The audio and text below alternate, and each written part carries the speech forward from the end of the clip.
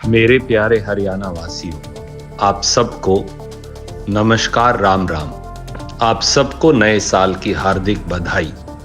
नया साल आपके लिए शुभ हो, मंगलमय हो, विघ्न नाशक हो और फिर आप हर रोज कामयाबी के नित नए मुकाम की ओर अग्रसर हो। इस शुभकामना के साथ मैं परमपिता परमेश्वर से आपके लिए ये प्रार्थना भी करता हूं कि वो आपके दामन में हर वो खुशियां उड़ेल दे जिसकी चाह आपके और आपके परिवार के मन में हो। हर बार की तरह गुजरा साल भी बीजेपी की वादा खिलाफी का साल ही साबित हुआ। हालांकि विधानसभा का चुनाव हुआ, बड़े बड़े वादे हुए, चांद सितारे दिखाए गए, सूरज ले आएंगे ये कहा गया, पर हुआ क्या इसका आंकलन करना जरूरी है। वादा आसमां के चांद सितारों को आपके दामन में डालने का किया, हकीकत आपकी थाली से रोटी छीनने का रहा।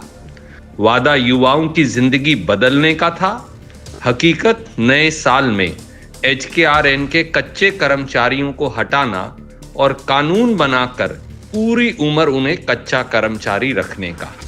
वादा किसानों की किस्मत में रंग भरने का, हकीकत अंबाला बॉर्डर पर नश्तर बिछा, दीवारें खड़ी कर, पुलिस की नफरी लगा, अश्रु गैस और लाठियां बरसाकर उनके खून के लाल रंग से किस्मत लिखने का।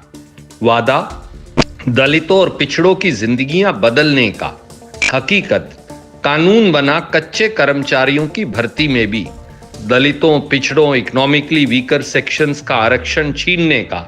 और यही नहीं, चुने हुए नगर पालिका, नगर परिषद और नगर निगमों के प्रतिनिधियों में भी बैकवर्ड क्लास की जनसंख्या को आधी कर गिनने का और SC और BC की सीटों को कम करने का। यही सच्चाई है हरियाणा की नायब सैनी और भाजपा सरकार की। आइए सबसे पहले युवाओं की ही बात करें। हरियाणा में बेरोजगारी ही सबसे बड़ी महामारी है।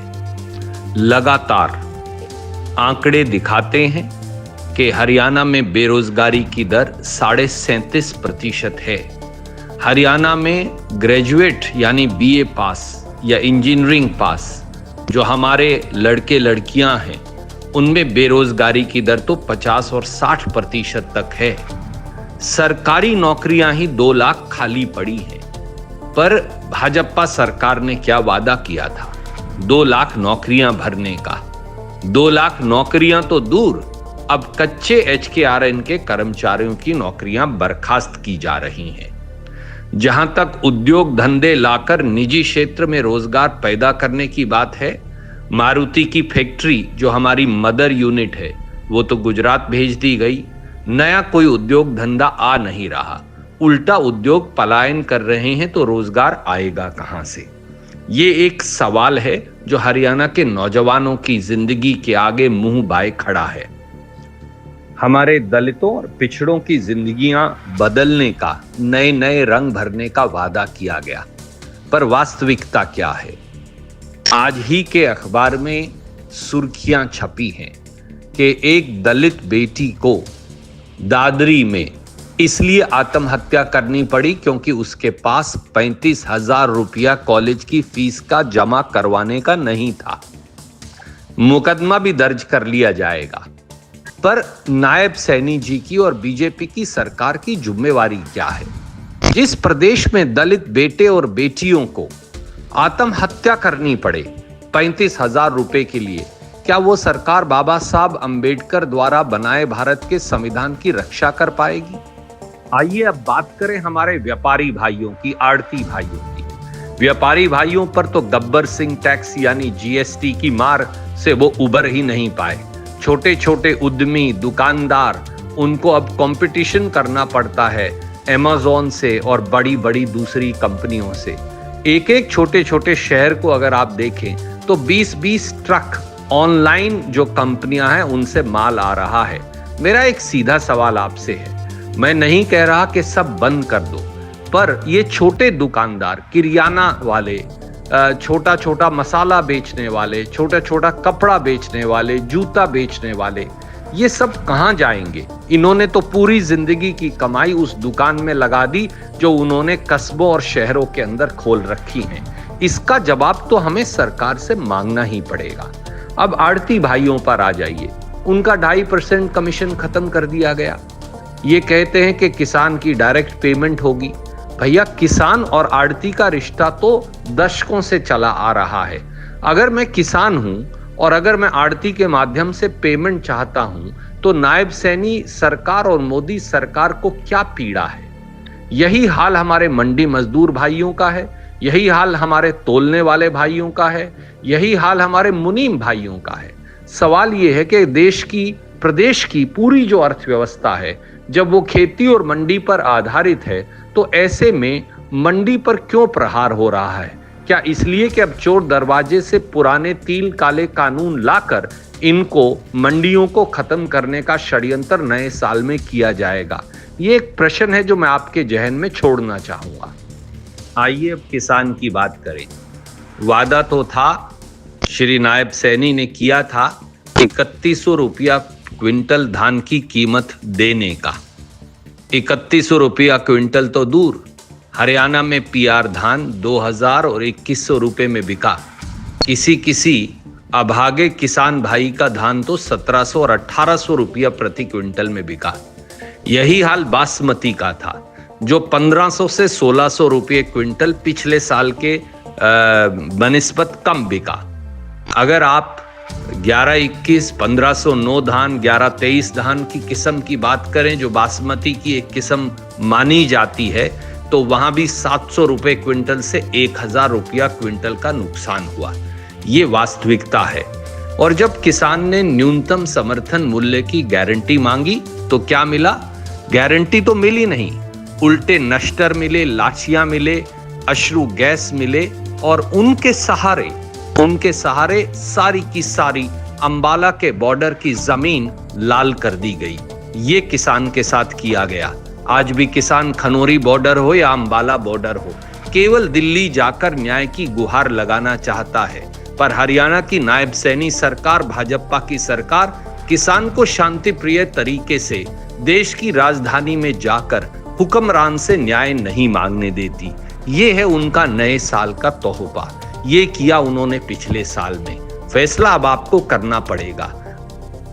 आइए अब दोस्तों चरखी दादरी की बात करते हैं। जिला स्तरीय खेल स्टेडियम का निर्माण 3 साल से चल रहा है। बीजेपी ने वादा किया था कि 2024 में पूरा हो जाएगा, पर बीजेपी के कस्मे वादे तो जुमलों से भी आगे निकल गए हैं। मुझे लगता है कि अगर इसमें 2, 4, 5 साल और लग जाएं तो अचंबा मत मानिएगा। कुरुक्षेत्र की बात करिए। कुरुक्षेत्र को रेलवे फाटकों से निजात दिलाने के लिए 5 साल के करीब से 246 करोड़ रुपए का एलिवेटेड ट्रैक का काम चल रहा है। इसे भी पूरा नहीं कर पाए। नवंबर में वादा किया, अब दिसंबर भी गुजर गया। उम्मीद है 2025, 26, 27, 28, 29 तक तो पूरा हो जाएगा। कैथल की बात करिए। ना कैथल के अंदर जो सिटी स्क्वायर बनना था वो बन पाया, ना मेडिकल कॉलेज बना, ना एलिवेटेड पार्किंग बनी और ना ही मूलभूत मुरम्मत तक का काम हुआ। उल्टा ऐतिहासिक बिदकियार का जो तालाब है उसके अंदर कूड़ा करकट हर रोज फेंका जाता है, पर सरकार को सुध नहीं। रोहतक की बात करिए। एलिवेटेड रेल ट्रैक के साथ 21 करोड़ की लागत से बनने वाला 3.5 किलोमीटर लंबा सड़क मार्ग अधूरा पड़ा है। इसे भी 2024 में पूरा होना था। इसके दूसरी तरफ भी 2.5 करोड़ की लागत से बनने वाली सड़क भी अधूरी पड़ी है और ऐसे सैकड़ों और काम रोहतक और झज्जर में अधूरे पड़े हैं। दोस्तों, भाजपा की वादा खिलाफी की ये लिस्ट बहुत लंबी है। मैं अब कुछ इलाकों और जिलों की आपसे चर्चा करूंगा।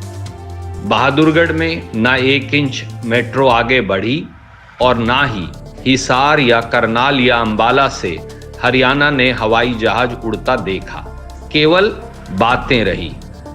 उसके बाद सिटी बस सेवा की बात करें तो वो कहीं कहीं शुरू हो पाई, बाकी सब जिले महरूम हैं। राष्ट्रीय राजमार्ग 352A का निर्माण अधूरा पड़ा है। नए मेडिकल कॉलेजों की जो तारीखें हैं उसमें केवल तारीखें पर तारीखें 10 साल से मिल रही हैं। भिवानी में औद्योगिक नगर का प्रोजेक्ट का वादा हुआ, वो भी शुरू नहीं हुआ। आइए बात करें सबसे पहले हिसार एयरपोर्ट की। हरियाणा के सबसे चर्चित 7200 एकड़ में बनने वाले हिसार एयरपोर्ट पर वर्षों से काम चल रहा है। 10 साल तो हो गए देखते हुए। इस साल 1 अप्रैल और फिर अगस्त से उड़ान शुरू करने का वादा किया, लेकिन साल भी खत्म हो गया और डीजीसीए की ओर से हिसार एयरपोर्ट को यानी हरियाणा सरकार को लाइसेंस ही नहीं मिला। अब ये मोदी सरकार का षड्यंत्र है या फिर हरियाणा के खिलाफ मोदी और नायब सैनी सरकार का षड्यंत्र है, आप खुद सोच सकते हैं। यही हाल अंबाला एयरपोर्ट का है। उसे भी तो इसी साल शुरू करने का वादा किया गया था, लेकिन अभी तक कोई उपकरण भी नहीं लगा पाए। करनाल की जो हवाई पट्टी है उसका विस्तार तो कागजों में ही सिमट कर रह गया है।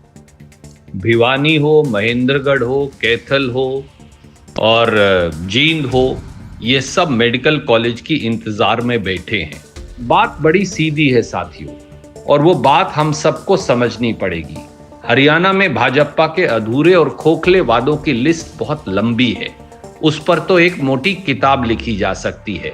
दरअसल भाजपा की नीति और नीयत दोनों में खोट है, लेकिन मेरा आपसे वादा रहा कि नए साल में इन्हें इसकी और छूट नहीं दी जाएगी। आपके आशीर्वाद, सहयोग और समर्थन से कांग्रेस और मैं उनके अधूरे वादों को याद भी दिलाते रहेंगे और उन्हें पूरा करने के लिए मजबूर करते रहेंगे। यही नववर्ष में हमारा नव संकल्प है। आप सबको नववर्ष की एक बार फिर से हार्दिक बधाई। नमस्कार, राम राम।